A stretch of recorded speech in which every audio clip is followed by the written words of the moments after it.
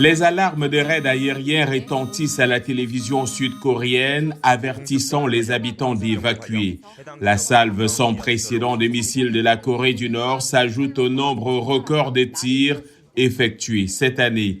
Ils sont si fréquents que la plupart des résidents sud-coréens les remarquent à peine. Mais sur l'île sud-coréenne du Leung, les résidents ont entendu des alertes de raids aériens. Un autre missile nord-coréen a atterri au sud de la frontière maritime entre les deux pays.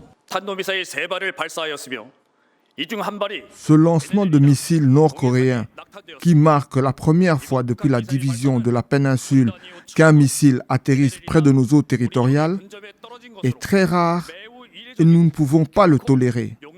Nos militaires y répondront fermement. En réponse, les avions de guerre sud-coréens ont lancé 3 missiles au-delà de la frontière maritime.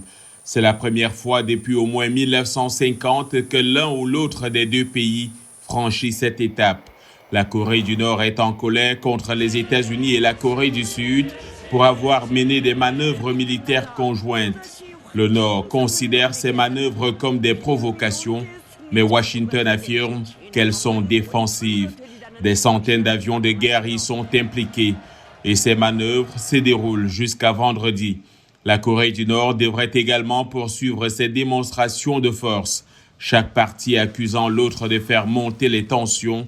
Il est difficile pour l'instant de savoir quand le cycle des tensions prendra fin.